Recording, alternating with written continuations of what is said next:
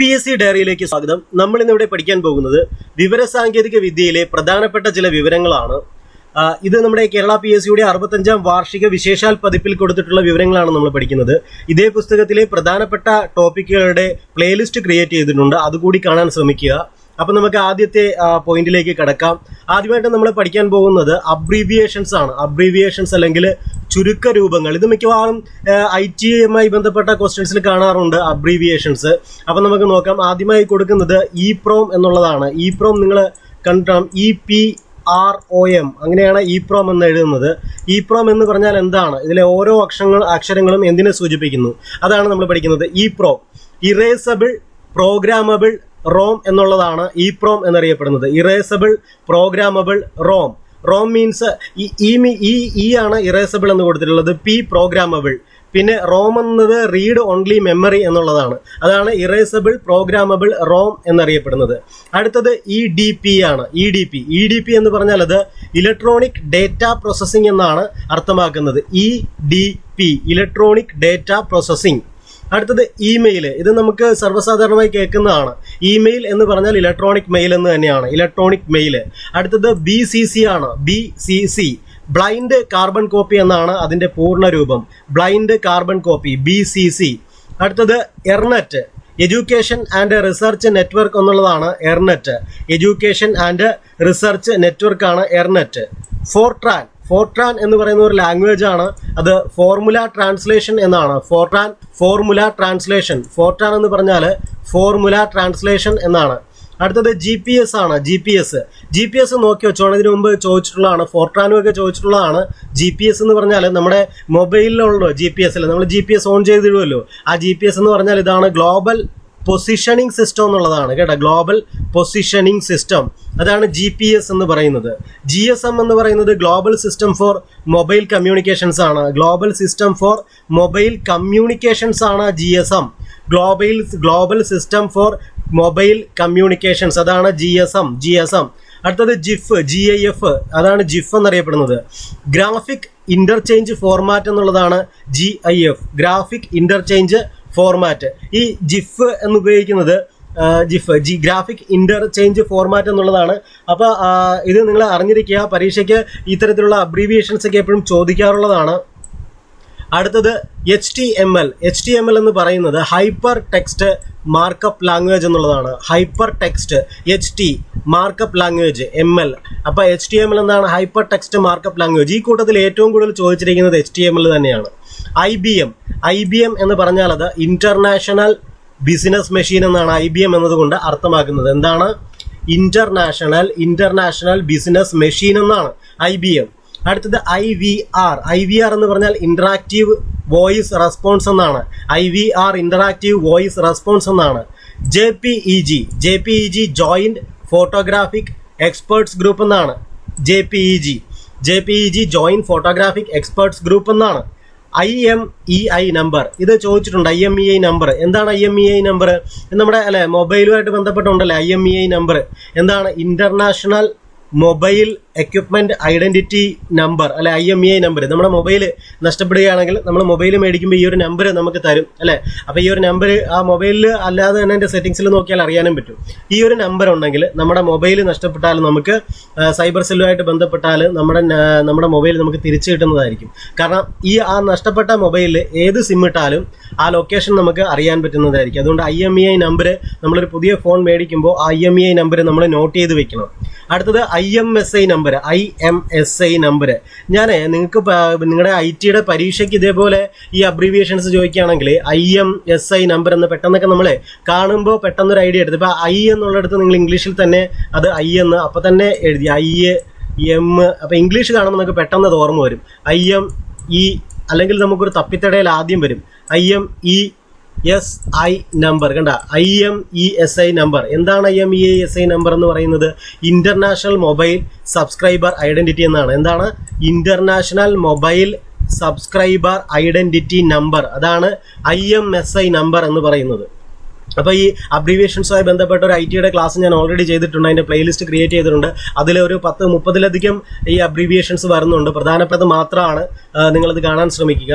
അടുത്തൊരു പോയിന്റ് നമുക്ക് നോക്കാം. ഒന്നിലധികം ഉപയോക്താക്കൾക്ക് രജിസ്റ്റർ ചെയ്യാൻ സംവിധാനമുള്ള ഓപ്പറേറ്റിംഗ് സിസ്റ്റത്തിന്റെ ഓരോ ഉപയോക്താവും ഏത് പേരിൽ അറിയപ്പെടുന്നു? അത് യൂസർ എന്നാണ്. നമുക്കറിയാം കമ്പ്യൂട്ടർ ഉപയോഗിക്കുന്ന ആളെ നമ്മൾ യൂസർ എന്ന് വിളിക്കുന്നു അല്ലെ. ഒന്നിലധികം ഉപയോക്താക്കൾക്ക് രജിസ്റ്റർ ചെയ്യാൻ സംവിധാനമുള്ള ഓപ്പറേറ്റിംഗ് സിസ്റ്റത്തിന്റെ ഓരോ ഉപയോക്താവും ഏതു പേരിൽ അറിയപ്പെടുന്നു? യൂസർ എന്നാണ്. ഒരു കീ സ്ട്രോക്കിനെ അതിന് സമാനമായ ഒരു കീ സ്ട്രോക്കിനെ അതിന് സമാനമായ ബിറ്റിലേക്ക് മാറ്റുവാൻ ഉപയോഗിക്കുന്ന സ്റ്റാൻഡേർഡ് ഏത് സ്റ്റാൻഡേർഡാണ്? അത് ASCII അല്ലെ, ആസ്കി എന്ന് പറയും. ASCII അല്ലെ, CII. അപ്പൊ ഇതാ നമ്മൾ ഇംഗ്ലീഷ് മലയാളത്തിലേക്ക് കാണുമ്പോഴേ അത് ഭയങ്കര പാടായിരിക്കും. നമ്മൾ ASCII ആസ്കി കോഡ് അല്ലെ, American standard code for information interchange എന്നാണ്.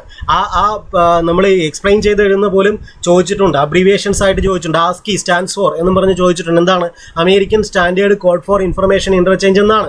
അപ്പോൾ നമ്മുടെ കീബോർഡിൽ ഒരു കീയിൽ നമ്മൾ പ്രസ് ചെയ്യുമ്പോൾ അതിന് സമാനമായ ബിറ്റ് മീൻസ് നമുക്കറിയാമല്ലോ, കമ്പ്യൂട്ടറിന്റെ അടിസ്ഥാന ഭാഷ എന്ന് പറയുന്നത് ബൈനറി ലാംഗ്വേജ് ആണ്. ഈ ബൈനറി ലാംഗ്വേജിൽ ആകെ കൂടെ ഉള്ളത് 0 അതേപോലെ 1 അല്ലെ.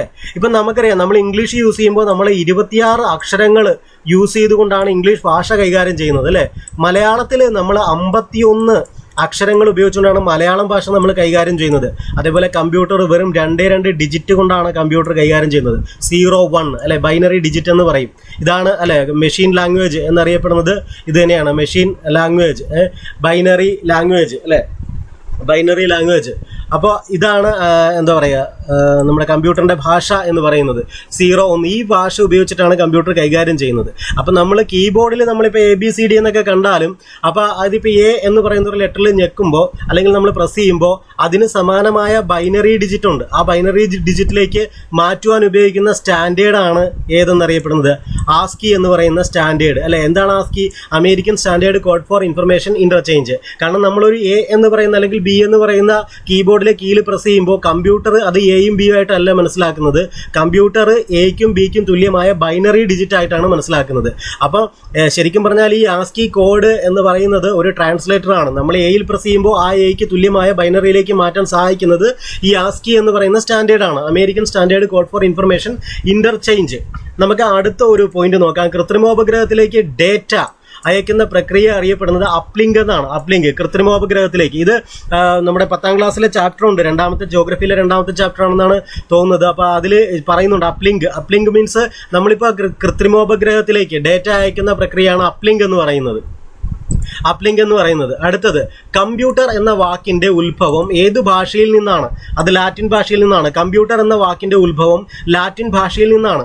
കമ്പ്യൂട്ടറിനെ സംബന്ധിച്ചിടത്തോളം വിവരശേഖരണത്തിന്റെ ഏറ്റവും ചെറിയ ഘടകം എന്ന് പറയുന്നത് ബൈറ്റാണ് ഞാനിപ്പോൾ നിങ്ങൾക്ക് കാണിച്ചു തന്നത്. ഏതൊക്കെയാണ്?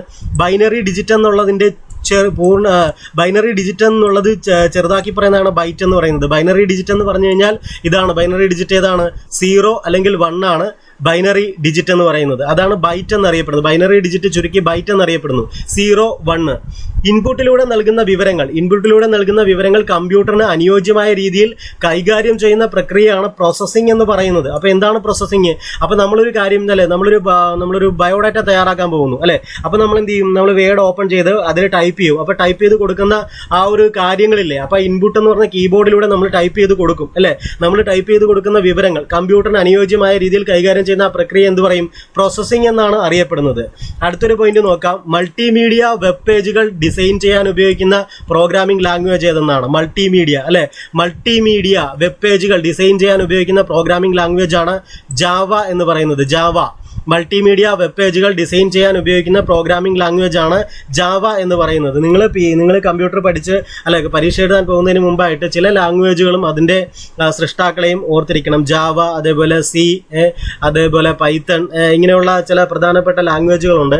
അപ്പോൾ അതിൻ്റെ ഫാദേഴ്സ് നമ്മുടെ പുസ്തകത്തിലൊക്കെ ഉണ്ടാവും. അത് നിങ്ങൾ ഓർത്തിരിക്കേണ്ടതാണ്. കാരണം മാച്ച് ദ ഫോളോവിംഗിൽ ചിലപ്പോൾ ചോദിക്കാൻ സാധ്യതയുണ്ട്. മാറ്ററിന്റെ തുടക്കത്തിലേക്ക് കഴ്സർ ചലിപ്പിക്കുന്നതിനുള്ള കീ ആണ് ഹോം കീ എന്ന് പറയുന്നത് അല്ലെ. മാറ്ററിന്റെ തുടക്കത്തിലേക്ക് കഴ്സർ ചലിപ്പിക്കുന്നതിനുള്ള കീ ആണ് ഹോം കീ എന്ന് പറയുന്നത്. നിങ്ങളുടെ കീബോർഡിൽ അല്ലെങ്കിൽ നിങ്ങളുടെ കീബോർഡിൽ നിങ്ങളെ റൈറ്റ് സൈഡിൽ നിങ്ങളെ നമ്പറിന്റെ കീപാഡ് കാണാമല്ലോ. നമ്പർ കീപാഡ് ഉണ്ട് റൈറ്റ് സൈഡിൽ. കീബോർഡിൽ റൈറ്റ് സൈഡിൽ നമ്പർ കീപാഡ് ഉണ്ട്. ആ നമ്പർ കീപാഡിന്റെ മുകളിൽ home, end, page up, page down എന്നൊക്കെ പറഞ്ഞ് കാണും. അതിൽ ഹോം കീയുടെ കാര്യമാണ് ഈ പറയുന്നത്. മാറ്ററിന്റെ തുടക്കത്തിലേക്ക് കഴ്സർ ചലിപ്പിക്കാൻ പറ്റും. അതായത് ജസ്റ്റ് നിങ്ങൾ കഴ്സർ എവിടെ ഇപ്പോൾ ഒരു വേർഡ് എടുത്തിരിക്കുകയാണ്, അതിന്റെ ഏതെങ്കിലും മധ്യഭാഗത്താണ് നിൽക്കുന്നതെങ്കിൽ കൂടിയും നമ്മൾ ഹോം കീ പ്രസ് ചെയ്ത് കഴിഞ്ഞാൽ അതിന്റെ ആദ്യത്തിലേക്ക് കഴ്സർ വരും. മാറ്ററിന്റെ തുടക്കത്തിലേക്ക് കഴ്സർ ചലിപ്പിക്കുന്നതിനുള്ള ഹോം കീ ആണ് മാറ്ററിന്റെ തുടക്കത്തിലേക്ക് കഴ്സർ ചലിപ്പിക്കുന്നതിനുള്ള കീ ആണ് ഹോം കീ എന്നറിയപ്പെടുന്നത്. ആദ്യത്തെ കമ്പ്യൂട്ടർ ഗെയിം എന്നറിയപ്പെടുന്നത് സ്പേസ് വാർ ആണ്. സ്പേസ് വാർ ആദ്യത്തെ കമ്പ്യൂട്ടർ ഗെയിം അല്ലെ. ആദ്യത്തെ കമ്പ്യൂട്ടർ ഗെയിം എന്താണ്? അത് സ്പേസ് വാർ ആണ്. ആദ്യത്തെ കമ്പ്യൂട്ടർ ഗെയിം സ്പേസ് വാർ.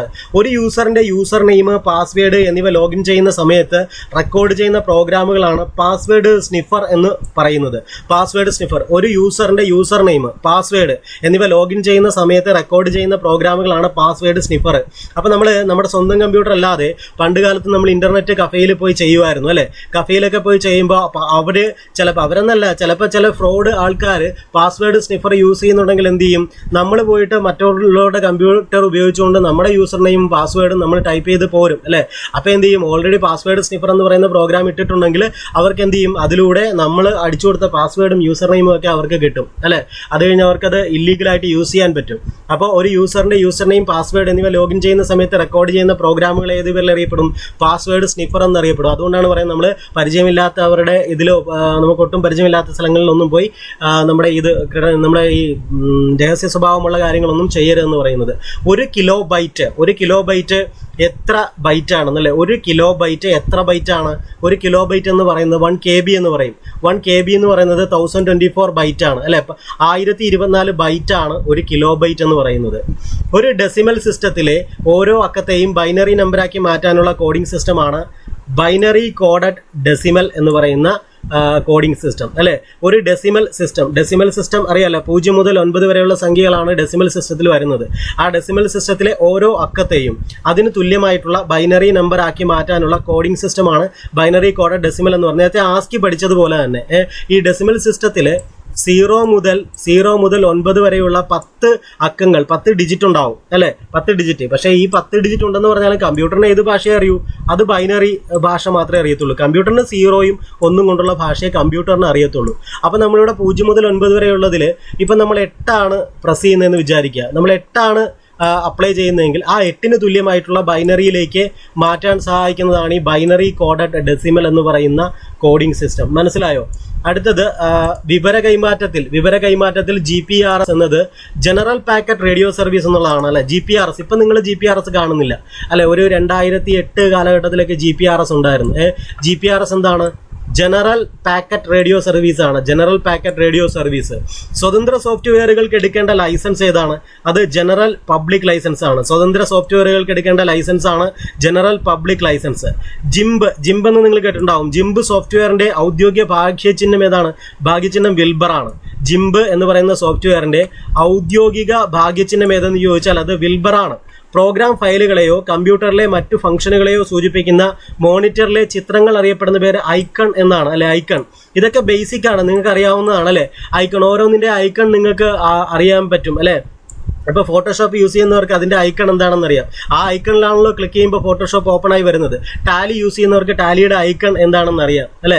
അതേപോലെ ഓരോന്നിനും ഐക്കൺ ഉണ്ടാവും. ഓരോ സോഫ്റ്റ്വെയറിനും ഓരോ ഐക്കൺ, ഒരു സിമ്പിൾ ഉണ്ടാവും. അതാണ് സൂചിപ്പിക്കുന്നത്.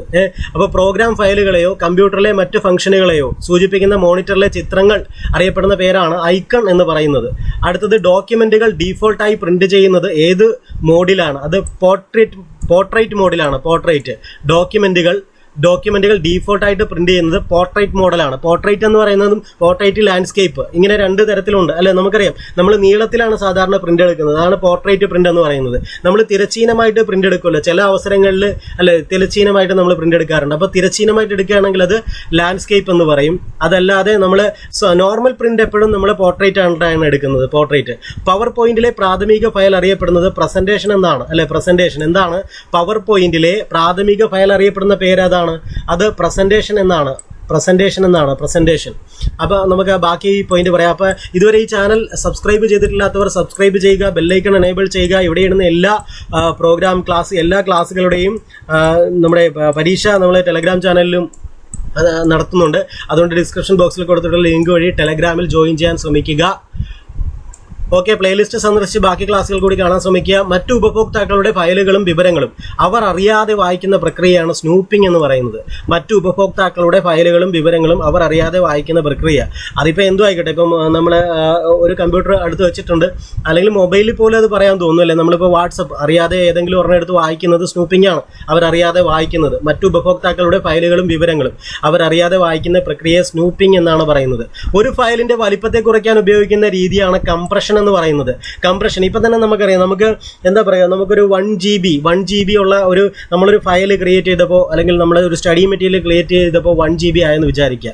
1 GB ആയിട്ടുണ്ടെങ്കിൽ നമുക്കത് ചിലപ്പോൾ ഡേറ്റ ഇന്റർനെറ്റിലൂടെ പാസ് ചെയ്യാൻ 1 GB ഒക്കെ നമുക്ക് പാസ് ചെയ്യാൻ പാടായിരിക്കും അല്ലെ, അപ്ലോഡ് ചെയ്ത് അത് ഭയങ്കര പാടായിരിക്കും. അപ്പോൾ എന്ത് ചെയ്യാൻ പറ്റും, അതിനാണ് കംപ്രഷൻ എന്ന് പറയുന്ന ഒരു സിസ്റ്റം ഉപയോഗിക്കുന്നത്. അതായത് ആ 1 GB ഉള്ള ഒരു ഫയലിനെ നമ്മൾ സിപ്പ് ചെയ്യാന്ന് പറയും. സിപ്പ് ചെയ്തുകൊണ്ട് എന്താക്കും, ആ ഫയൽ ചെറുതാക്കും. വളരെ ചെറിയ 1 GB എന്നുള്ളതിനെ നമുക്ക് കുറയ്ക്കാം. അത് കുറച്ചുകൊണ്ട് ഇന്റർനെറ്റിലൂടെ കൈമാറ്റം ചെയ്യുന്ന രീതിയിലേക്ക് അത് മാറ്റി തീർക്കും.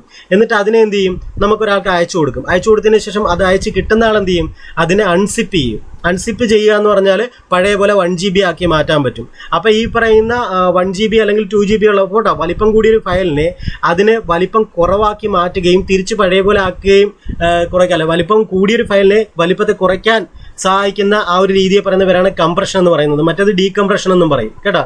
അപ്പോൾ ഒരു ഫയലിന്റെ വലിപ്പത്തെ കുറയ്ക്കാൻ ഉപയോഗിക്കുന്ന രീതിയാണ് കംപ്രഷനാണ്. ഇനി വലിപ്പം കൂട്ടാനാണ് ഡീകംപ്രഷൻ ചെയ്താൽ മതിയാവും. അപ്പോൾ ഒരു കമ്പ്യൂട്ടറിന്റെ പ്രവർത്തനത്തെ നിയന്ത്രിക്കുന്ന സോഫ്റ്റ്വെയറുകൾ ഏതൊക്കെയാണ്? System software. ഒരു കമ്പ്യൂട്ടറിന്റെ പ്രവർത്തനത്തെ നിയന്ത്രിക്കുന്ന സോഫ്റ്റ്വെയറുകൾ സിസ്റ്റം സോഫ്റ്റ്വെയറുകളാണ്. എന്ന് പറഞ്ഞാൽ സിസ്റ്റത്തിൽ ഓൾറെഡി ഇതിനകത്ത് ഇട്ട് വെച്ചിരിക്കുന്ന സോഫ്റ്റ്വെയറുകളുണ്ട്. അതായത് ഓപ്പറേറ്റിംഗ് സിസ്റ്റം അതിനൊരു ഉദാഹരണമാണ് അല്ലേ. ഓപ്പറേറ്റിംഗ് സിസ്റ്റം ഉള്ളത് കൊണ്ടാണ് ആ കമ്പ്യൂട്ടർ വർക്ക് ചെയ്യുന്നത് അല്ലേ. ഒന്നുമില്ലെങ്കിലും ഓപ്പറേറ്റിംഗ് സിസ്റ്റം മസ്റ്റ് ആയിട്ടുണ്ടാവണം. അതുകൊണ്ട് കമ്പ്യൂട്ടറിന്റെ സോളൊക്കെ തന്നെയാണ് ഈ സോഫ്റ്റ്വെയർ എന്ന് പറയുന്നത്. ഇനിയിപ്പോൾ സിസ്റ്റം സോഫ്റ്റ്വെയർ, ഇനിയിപ്പോൾ ആപ്ലിക്കേഷൻ സോഫ്റ്റ്വെയർ എന്ന് പറയുന്ന മറ്റ് ചില കാര്യങ്ങളുണ്ട്. ഉദാഹരണത്തിന് നമ്മൾ വേഡ് അല്ലെങ്കിൽ ടാലി അല്ലെങ്കിൽ ഫോട്ടോഷോപ്പ്. അപ്പോൾ ഇതൊക്കെയെന്ന് പറഞ്ഞാൽ നമ്മളൊരു ആപ്ലിക്കേഷന് വേണ്ടിയിട്ടാണ് ഇടുന്നത്. ഇപ്പോൾ എല്ലാവർക്കും ഫോട്ടോഷോപ്പ് ആവശ്യം ഉണ്ടാകത്തില്ല, എല്ലാവർക്കും ടാലി ആവശ്യം ഉണ്ടാകത്തില്ല. കാരണം ടാലി അറിയാവുന്ന ആളല്ലേ അക്കൗണ്ടിങ് സോഫ്റ്റ്വെയർ ആയിട്ടുള്ള ടാലി ഉപയോഗിക്കേണ്ടതുള്ളൂ. അപ്പോൾ അതൊരു ആപ്ലിക്കേഷൻ, ടാലി എന്ന് പറയുന്നത് ഒരു ആപ്ലിക്കേഷന് വേണ്ടിയിട്ടുള്ളതാണ്. അല്ലെങ്കിൽ നമുക്ക് ഒരു സ്പെസിഫിക് ആയിട്ടുള്ള ഒരു ജോലി ചെയ്തെടുക്കുന്നതിന് വേണ്ടിയിട്ടുള്ള സോഫ്റ്റ്വെയറുകളെയാണ് ആപ്ലിക്കേഷൻ സോഫ്റ്റ്വെയർ എന്ന് പറയുന്നത്. ടാലി എന്ന് പറയുന്നത് അക്കൗണ്ടിങ്ങിന് വേണ്ടിയിട്ട് ഉപയോഗിക്കുന്ന ഒരു സോഫ്റ്റ്വെയർ ആണ്. അക്കൗണ്ടിങ് അറിയാവുന്ന ഒരാളാണെങ്കിൽ അയാൾക്ക് ടാലി ആവശ്യമായിരിക്കും. അപ്പോൾ അയാൾ അത് എടുത്തിട്ടാൽ മതി. ആപ്ലിക്കേഷൻ സോഫ്റ്റ്വെയർ ഓപ്ഷണലാണ്, നമുക്ക് വേണമെങ്കിൽ ഇട്ടാൽ മതി, വേണ്ടെങ്കിൽ വേണ്ട, അത്രേ ഉള്ളൂ. ഇപ്പോൾ ഫോട്ടോഷോപ്പ് അറിയാമെങ്കിൽ നമുക്ക് ഫോട്ടോഷോപ്പ് എടുത്തരാം, ഇല്ലെങ്കിൽ വേണ്ട. അപ്പം നമുക്ക് അത്തരത്തിലുള്ളതാണ് ആപ്ലിക്കേഷൻ സോഫ്റ്റ്വെയർ എന്ന് പറയുന്നത്. അത് കമ്പ്യൂട്ടറിൽ മസ്റ്റ് അല്ല, നമ്മുടെ ആവശ്യത്തിനനുസരിച്ച് ഉപയോഗിക്കാവുന്നേ ഉള്ളൂ. പക്ഷേ സിസ്റ്റം സോഫ്റ്റ്വെയറുകൾ കമ്പ്യൂട്ടറിൽ ഉറപ്പായിട്ടും ഉണ്ടാകും. സിസ്റ്റം സോഫ്റ്റ്വെയർ ഉണ്ടെങ്കിലേ ആ കമ്പ്യൂട്ടർ വർക്ക് ചെയ്യത്തുള്ളൂ. അതാണ് സിസ്റ്റം സോഫ്റ്റ്വെയറിന്റെ പ്രത്യേകത. ഒരു കംപ്രസ്ഡ് ഫയലിനെ വലുതാക്കി അതിന്റെ യഥാർത്ഥ ഫയൽ സൈസിലേക്ക് പുനഃസ്ഥാപിക്കുന്ന രീതിയാണ് ഡീകംപ്രഷൻ എന്ന് പറയുന്നത്. അത് ഞാനിപ്പോൾ ഇവിടെ സൂചിപ്പിച്ചു അല്ലെ. ഇവിടെ ഡീകംപ്രഷൻ അല്ല, ഞാനിവിടെ കംപ്രഷൻ പറഞ്ഞപ്പോൾ ഞാനത് പറഞ്ഞായിരുന്നു. ഒരു ഫയലിന്റെ വലിപ്പത്തെ കുറയ്ക്കാൻ ഉപയോഗിക്കുന്ന രീതിയാണ് കംപ്രഷൻ എന്ന് പറയുന്നത്. ഇവിടെ നടക്കുന്ന പ്രക്രിയ സിപ്പ് ചെയ്യുക എന്ന് പറയും. സിപ്പ് അല്ലെ, സിപ്പ് അൺസിപ്പ് ചെയ്യും, അത് കംപ്രഷൻ ചെയ്യും. അതിനുശേഷം അത് ഡീകംപ്രഷൻ ചെയ്യുമ്പോൾ അൺസിപ്പ് ചെയ്യുക ചെയ്യുന്നത്. അൺസിപ്പ്. വിൻറാർ എന്ന് പറയുന്ന സോഫ്റ്റ്വെയർ ഒക്കെ യൂസ് ചെയ്യാറുണ്ട്. ഇത് കമ്പ്യൂട്ടർ നന്നായിട്ട് യൂസ് ചെയ്യുന്നവർക്ക് അറിയാൻ പറ്റും അല്ലെ. വിൻസിപ്പും വിൻറാറും നമ്മൾ യൂസ് ചെയ്യാറുണ്ട്. അപ്പോൾ ആദ്യം സിപ്പ് ചെയ്തിട്ട് പിന്നെ അൺസിപ്പ് ചെയ്യും അല്ലെ. ആദ്യം കംപ്രഷൻ ചെയ്യും, ഫയലിന്റെ വലിപ്പം കുറയ്ക്കും, പിന്നെ ഡീകംപ്രഷൻ ചെയ്യും അല്ലെ, ഫയലിന്റെ വലിപ്പം കൂട്ടും. ഞാൻ പറഞ്ഞത് മനസ്സിലാകാത്ത ഒന്നുകൂടെ ഒന്ന് റിവൈൻഡ് അടിച്ച് കേൾക്കുക, അപ്പോൾ ക്ലിയർ ആവും. അടുത്തത് വാണിജ്യ വ്യവസായ ആവശ്യത്തിന് ഉപയോഗിക്കുന്ന കമ്പ്യൂട്ടർ ഭാഷ ഏതാണ്? അത് കോബോൾ ആണ്. Common business oriented language. അതാണ് common business oriented language, COBOL. അതാണ് കോബോൾ എന്നറിയപ്പെടുന്നത് കേട്ടോ. എന്താണ് COBOL? Common business oriented language, COBOL. അടുത്ത കമ്പ്യൂട്ടറിന്റെ പ്രവർത്തനത്തിന്റെ അടിസ്ഥാനമായ സംഖ്യാ സമ്പ്രദായം ബൈനറി സമ്പ്രദായമാണ്. 0ഉം 1ഉമാണ് ആകെക്കൂടെ കമ്പ്യൂട്ടർ അറിയാവുന്ന ഭാഷയിലുള്ള ആൾക്കാരെന്ന് പറയുന്നത് അല്ലെ. ബൈനറിയിലെ ഡിജിറ്റ് ഏതാണ്? 0ഉം 1ഉം. ബൈനറി ഡിജിറ്റ് ബിറ്റ് എന്നറിയപ്പെടുന്നു അല്ലെ. ജാവയുടെ ആദ്യ പേര് ഓക്ക് എന്നായിരുന്നു. ഓക്ക് കേട്ടോ. ജാവയുടെ ആദ്യ പേര് OAK, ഓക്ക് എന്നായിരുന്നു. അതായിരുന്നു ജാവയുടെ ആദ്യ പേര്, ജാവ. അടുത്തത് മൊബൈൽ ഫോൺ, കമ്പ്യൂട്ടർ എന്നിവയിൽ വ്യാപകമായി ഉപയോഗിക്കുന്ന കമ്പ്യൂട്ടർ ഭാഷയാണ് ജാവ എന്ന് പറയുന്നത്. ജാവ അല്ലെ, ജാവ സിമ്പിളാണ്, പവർഫുൾ എന്ന് നിങ്ങൾ കേട്ടിട്ടില്ലേ ഏതോ ഒരു സിനിമയിൽ അല്ലെ, പ്രേമം സിനിമയിലാന്ന് തോന്നുന്നു അല്ലെ. ജാവ സിമ്പിളാണ് അല്ലെ, റോബസ്റ്റ്, പവർഫുൾ ആണ്. അടുത്തത് ലോഗിൻ നെയിമും പാസ്വേഡും വെരിഫൈ ചെയ്യുന്ന പ്രക്രിയയുടെ പേരാണ് ഒതന്റിഫിക്കേഷൻ. അപ്പോൾ എന്താണ് ലോഗിൻ നെയിമും പാസ്വേഡും വെരിഫൈ ചെയ്യുന്ന പ്രക്രിയയുടെ പേരാണ് authentication. 1911 computing, tabulating and recording company എന്ന പേരിൽ ആരംഭിച്ച സ്ഥാപനം IBM എന്ന പേര് സ്വീകരിച്ച 1924 IBM കമ്പനി പ്രശസ്തമാണ് കേട്ടോ. IBM company international business machine എന്നല്ല നമ്മൾ പഠിച്ചില്ലേ. IBM company 1911 computing, tabulating and recording company എന്നായിരുന്നു ആദ്യത്തെ പേര്. എന്തായിരുന്നു? Computing, tabulating and recording company എന്ന പേരിൽ ആരംഭിച്ച സ്ഥാപനം IBM എന്ന പേര് സ്വീകരിച്ച 1924 ഇതൊക്കെ ചിലപ്പോൾ പ്രസ്താവന രൂപത്തിൽ വന്നേക്കാം. അൽഗോരിതത്തിനെ ചിത്രം വഴി പ്രതിനിധാനം ചെയ്യുന്ന രീതിയാണ് ഫ്ലോ ചാർട്ട് എന്ന് പറയുന്നത്. ഫ്ലോ ചാർട്ട് എന്ന് പറഞ്ഞാൽ പിക്ചോറിയൽ റെപ്രസെന്റേഷൻ എന്ന് പറയും. അതായത് ഒരു അൽഗോരിതം എന്ന് പറഞ്ഞാൽ അതിന്റെ തിയററ്റിക് ആയിട്ടുള്ള രീതിയിൽ എഴുതി വെക്കുന്ന കാര്യങ്ങളാണ് അൽഗോരിതം. ആ അൽഗോരിതത്തിനെ ഒരു ചിത്രത്തിന്റെ രൂപത്തിൽ മനസ്സിലാക്കി മാറ്റുന്ന രീതിയിൽ എഴുതുന്നതാണ് ഫ്ലോ ചാർട്ട് എന്ന് പറയുന്നത്. നിങ്ങൾ പഠിച്ചിട്ടുണ്ടാവും അത് അല്ലെ. ഒരു റോംബസിന്റെ ഷേപ്പ്, അതേപോലെ എന്താ പറയാ, ഡയമണ്ട് ഷേപ്പ് ഉണ്ട് അല്ലെ, ഡിസിഷനെ കാണിക്കുന്ന. അപ്പം അങ്ങനെ പല രീതിയിൽ നിങ്ങൾ കണ്ടിട്ടുണ്ടാവും അല്ലെ. പിന്നെന്താ, ഇതിങ്ങനെ ഒരു നീളത്തിൽ വന്നിട്ട് ഇച്ചിരി ഓവലായിട്ടുള്ള ഒരു സ്റ്റാർട്ടിനെ സൂചിപ്പിക്കുന്നുണ്ടാവും അല്ലെ. പിന്നെ ഇതിങ്ങനത്തെ ഒരു രൂപം നിങ്ങൾ കണ്ടിട്ടുണ്ടാവും. ഇതൊക്കെ ഈ പറയുന്ന ഫ്ലോ ചാർട്ടിൽ യൂസ് ചെയ്യുന്നതാണ്. പിന്നെ ഒരു ഡയമണ്ട് ഡിസിഷൻ മേക്കിങ്ങിനെ യൂസ് ചെയ്യുന്നതാണ് ഡയമണ്ട്. കാരണം ഡയമണ്ട് രീതി ഉണ്ടാവും. പിന്നെ തുടർച്ചയെ കാണിക്കുന്ന ഇങ്ങനെ ഒരു സിമ്പിൾ ഉണ്ടാവും. ഇത് നിങ്ങളുണ്ടാവും ഇങ്ങനെ അത് ഒരു പ്രോഗ്രാമിനെ ഇങ്ങനെ പിക്ചോറിയൽ അല്ലെങ്കിൽ ചിത്രരൂപത്തിൽ കാണിക്കുന്നതിനെയാണ് ഫ്ലോ ചാർട്ട് എന്ന് പറയുന്നത്. ഫ്ലോ ചാർട്ട് പ്രോഗ്രാമിംഗ് പഠിക്കുന്നവർക്ക് ഐഡിയ ഉണ്ടാവും. ആസ്കി കോഡിംഗ് സിസ്റ്റത്തിലെ ക്യാരക്ടറുടെ എണ്ണം എത്രയാണ്? ആസ്കി കോഡിംഗ് സിസ്റ്റത്തിലെ ക്യാരക്ടറുടെ എണ്ണം 1024. ആസ്കി കോഡിലെ സിസ്റ്റത്തിലെ ക്യാരക്ടറുടെ, ആസ്കി നമ്മൾ പറഞ്ഞു American standard code for information interchange. Electronic റെക്കോർഡുകളെ സുരക്ഷിതമാക്കാൻ ഉപയോഗിക്കുന്ന പ്രക്രിയയാണ് എൻക്രിപ്ഷൻ എന്ന് പറയുന്നത് അല്ലെ. നമ്മുടെ വാട്സപ്പ് എൻക്രിപ്റ്റഡ് ആണ്, നമുക്കറിയാലോ. വാട്സപ്പ് അതായത് എൻഡ് ടു എൻഡ് എൻക്രിപ്റ്റഡ് എന്ന് കാണിക്കാറില്ലേ. ഇലക്ട്രോണിക് റെക്കോർഡുകളെ സുരക്ഷിതമാക്കാൻ ഉപയോഗിക്കുന്ന പ്രക്രിയയാണ് എൻക്രിപ്ഷൻ. എക്സൽ, മൈക്രോസോഫ്റ്റ് എക്സൽ എന്ന പ്രോഗ്രാമിൽ ഡേറ്റ ചേർക്കുന്ന അടിസ്ഥാന യൂണിറ്റ് സെല്ലാണ് അല്ലെ. സെൽ നമുക്കറിയാം, എക്സൽ യൂസ് ചെയ്തിട്ടുള്ളവർക്കറിയാം അതിൽ സെല്ലാണുള്ളത് അല്ലെ. സെല്ല് കുറെ കോളങ്ങളും അതേപോലെ റോയും കോളങ്ങളുമാണ് ഉള്ളത് അല്ലെ. റോയും കോളങ്ങളും കൂടിച്ചേർന്ന ഭാഗത്ത് കാണുന്നതാണ് സെല്ലെന്ന് പറയുന്നത്.